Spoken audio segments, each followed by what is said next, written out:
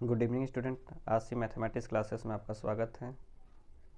ये वीडियो आशी mathematics classes में अपलोड कर दिया है। देखिए कुछ इस प्रकार से क्वेश्चन है।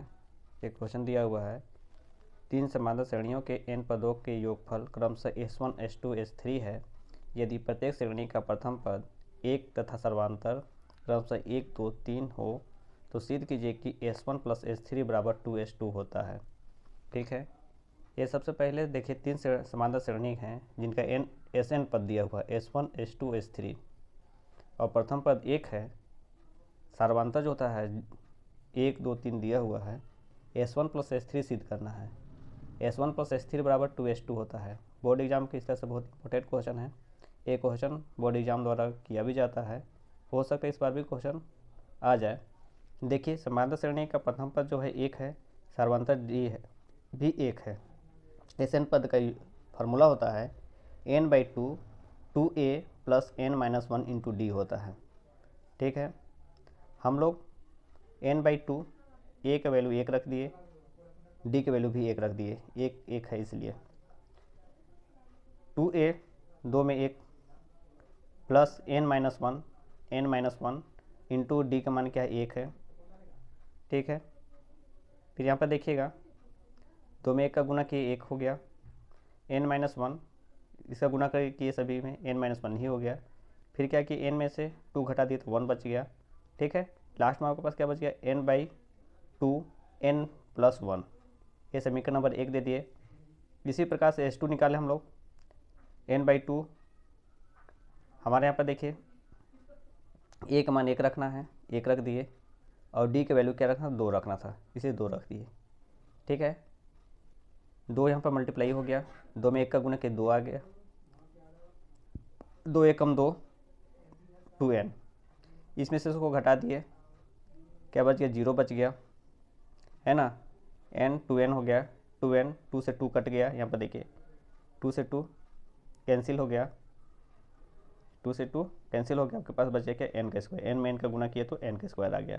इसे समीकरण नंबर 2 दे दिए स्टूडेंट। ठीक है, S3 निकालने के लिए भी formula same n/2 2a + n-1 × d होता है फार्मूला, है ना। n/2 एक का जो मान है एक ही है, तीनों के लिए एक रहने दिए हैं और d का मान 3 है।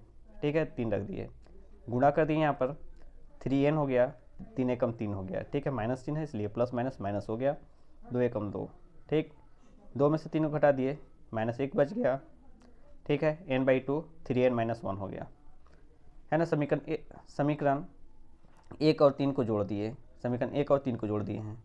देखिए समीकरण 1 है और यहाँ पर 3 है, इन दोनों को जोड़ दिए हैं तो S1 + S3 = n + 1/2 plus n 3n-1/2 n/2 n + 1 plus 3n-1। यहाँ पर देखिए n/2 कॉमन निकाल लिए थे, जो बच गया था उसको लिख दिए थे, प्लस माइनस कट गया, आपके पास बच गया 3 और 1 4। यहाँ पर 3 है, यहाँ पर 1 है, मिलकर के 4n हो गया। 2 दूना 4, n में n का गुना के n का स्क्वायर आ गया। ठीक है स्टूडेंट, ये देखिए समीकरण 2 का है। ठीक है, समीकरण 2 से हमारा S2 = 2n का स्क्वायर हो जाता है, इसलिए समीकरण 2 प्रूव करता है कि S1 + S3 = 2S2 होता है। ठीक है स्टूडेंट, ये बोर्ड एग्जाम के तरह से इंपॉर्टेंट क्वेश्चन था, हो सकता है आ जाए इस बार भी। देखिए किसी समांतर श्रेणी के n 2n 3n पदों के योग क्रमशः S1, S2, S3 हो तो सिद्ध कीजिए कि S3 = 3S2 - S1 है। ठीक है, इसके लिए देखिए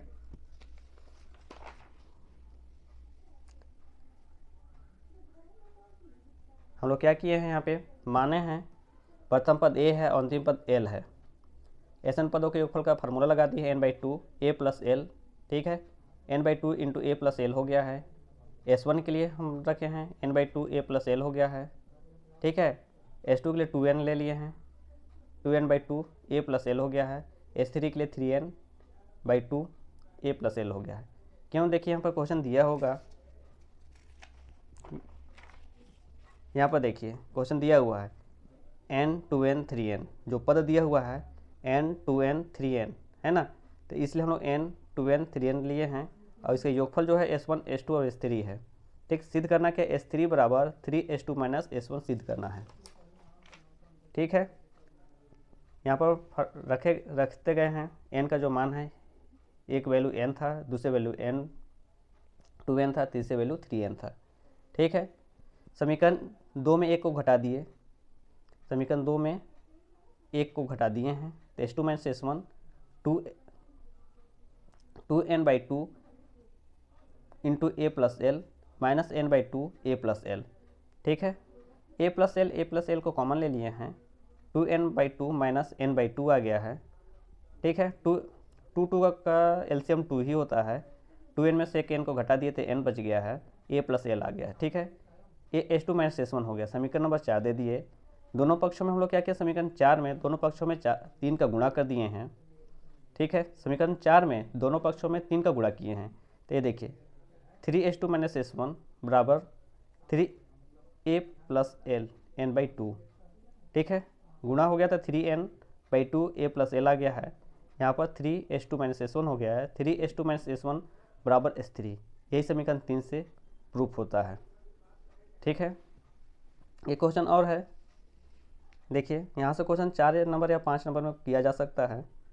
100 और 200 के बीच विषम संख्याओं का योगफल ज्ञात करना है। देखिए प्रथम पद यहाँ पर क्या है, 100 और 200 के बीच में बोला है, वो भी विषम संख्या बोला है ना स्टूडेंट। विषम संख्या यानी कि 100 तो आपके पास दिया ही है और साथ में 200 दिया है, तो विषम संख्या क्या हो जाता है, 101। 101 हमारा प्रथम पद हो गया, 101 के बाद आता है 103, ये द्वितीय पद, 105, ऐसे करते हुए 199। 199 हमारा अंतिम पद हो गया, प्रथम पद 101 है ना, तो देखिए प्रथम पद 101 हो गया और अंतिम पद l 199 हो गया। ठीक है, हम लोग सर्वांतर निकाल देते हैं, d बराबर होता है फार्मूला t2 माइनस t1। हमारा 103 में से 101 को घटा देते हैं तो 2 बच जाता है। ठीक है, फिर nवां पद हमको निकालना है, समांतर श्रेणी का nवां पद जो होता है ना, l बराबर या tn बराबर a plus n minus 1 into D. l का मान हम लोग रख दिए 199, a का मान 101, n माइनस 1, d का मान 2 रख दिए। ठीक है, 2 का गुना कर दिए, n के साथ 2n एक के साथ किए तो -2 हो गया। इन दोनों को घटा दिए, 101 में 2 को घटाए। ठीक है, घटाने के बाद घटाएंगे कितना हो जाएगा, 99 होगा, पक्षांतर कर दिए तो माइनस में हो गया, 199 में से 99 घटाए तो 100 हो गया। ठीक है, 2n बराबर 100 हुआ। फिर n को हम लोग क्या किए, पक्षांतर कर दिए, 2 को पक्षांतर किए, 2n मल्टीप्लाई करते इसलिए 2 को पक्षांतर किए, 50 दूना 100 हो जाता है, n बराबर 50 हो गया। एस एन पदों के योगफल का फार्मूला लगा दी, एस एन बराबर होता है n/2 a प्लस एल होता है, n का मान 50 हो गया, 50/2, 25 दूना 50 हो जाता है। फिर यहाँ पर 101 और 199 को जोड़ देते हैं तो 300 हो जाता है, 25 में 3 का गुना किया, 25 यही 75 हो गया, 2 जीरो है तो 2 जीरो लगा दिए। ठीक है स्टूडेंट, इंपॉर्टेंट क्वेश्चन है, नेक्स्ट बार क्वेश्चन किया गया था।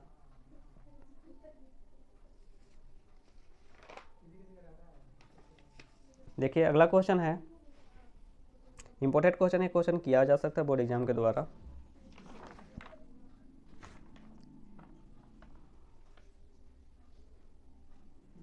ये देखिए अगला क्वेश्चन है, 4 और 54 के मध्यानुपाती ज्ञात करना है। 4 और 54 है, इसके मध्यानुपाती हमको निकालना है। ठीक है, मान लीजिए मध्य में क्या है, x है, तो 6:x समानुपात x अनुपात 54। देखिए यहाँ पर क्या है आपका 6 और 54 है, इसके मध्य में x मानते हैं। ठीक है, जब x मानते हैं तो ऐसा बन जाता है। फिर हम लोग क्या किए, तिरक गुना कर दिए हैं, तो x में x से गुना किए, x का स्क्वायर हो गया, 6 में 54 का गुना किए। ठीक है, तोड़ दिए, 6 3 का 18 54 हो गया, दोनों के साथ वर्ग लग गया है, 6 गुने 3 वर्ग हो गया, वर्ग वर्ग कट गया, x बराबर हमारा क्या गया 18। क्वेश्चन है 2 नंबर में किया जा सकता है, set A B C 3 set होता है, किसी में मध्यानुपाती तो किसी में चतुर्थानुपाती दे सकता है। ठीक है, आगे देखिए 7 और 3 7 3 21 की चतुर्थानुपाती निकालना है। मान लीजिए चतुर्थानुपाती x है, तो 7:3 समानुपात 21:x, यानी चौथे पद में हमको क्या रखना है, x रखना है।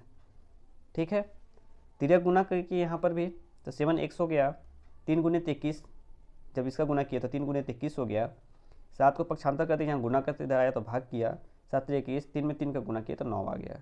ठीक है, आगे देखिए, इसमें दिया हुआ है यदि ए और सी का मध्यानुपाती बी है तो सिद्ध करें कि ए के स्क्वायर प्लस बी के स्क्वायर बटे ए बी बराबर ए प्लस सी बटे बी। ए और सी का मध्यानुपाती क्या है? बी है। ए अनुपात बी समानुपात बी अनुपात सी, ठीक है। ए बटे बी समानुपात मतलब बराबर बी बटे सी। बी में बी का गुना किया तो बी का स्क्वायर आ गया, इसका गुना किया तो ए सी आ गया।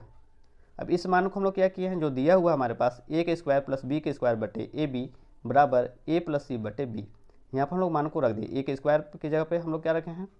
ए के स्क्वायर ही रहने दिए हैं। बी स्क्वायर की जगह पे ए सी रख दिए, यहाँ पर ए सी रख दिए। अब देखिए यहाँ से कॉमन ले लिए, ए कॉमन हो गया, ए प्लस सी आपके पास बच गया बटे ए बी हो गया, ए से ए कट गया, आपके पास बच गया ए प्लस सी बटे बी। देखिए राइट हैंड साइड में है, यही आपको लाना था, ठीक है।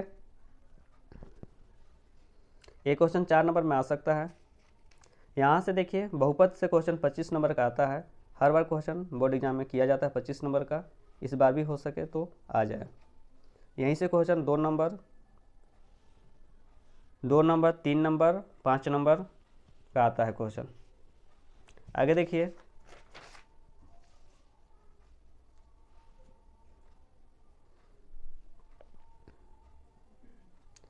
यहाँ पर दिया हुआ है यदि ए अनुपात बी समानुपात सी अनुपात डी हो तो सिद्ध कीजिए कि ए के स्क्वायर माइनस सी के स्क्वायर बटे बी के स्क्वायर माइनस डी के स्क्वायर बराबर ए सी बटे बी डी है। इसमें मानते हैं ए बटे बी बराबर सी बटे डी बराबर के, यानी कि हम लोग के मान करके बना रहे हैं, ठीक है। इसमें क्या मानना है? के मानना है, ठीक है। ए बराबर क्या हो जाता है? बी के हो जाता है, और सी बराबर क्या होता है? डी के हो जाता है, ठीक। अब देखिएगा यहाँ पे क्या है हमारे पास, ए के स्क्वायर माइनस सी के स्क्वायर बटे बी के स्क्वायर माइनस डी के स्क्वायर। ए बराबर हम लोग क्या रखे हैं? बी के स्क्वायर रखे, और सी के जगह पे क्या रखे हैं? डी के रखे हैं, डी के स्क्वायर हो गया, ठीक है, बटे बी के स्क्वायर माइनस डी के स्क्वायर। यहाँ से के स्क्वायर कॉमन निकाल दिए तो क्या बच गया? बी के स्क्वायर माइनस डी के स्क्वायर बटे बी के स्क्वायर माइनस डी के स्क्वायर, कट गया, बच गया आपके पास के। राइट हैंड साइड से हम लोग लेके चले, ए सी बटे बी डी हो गया।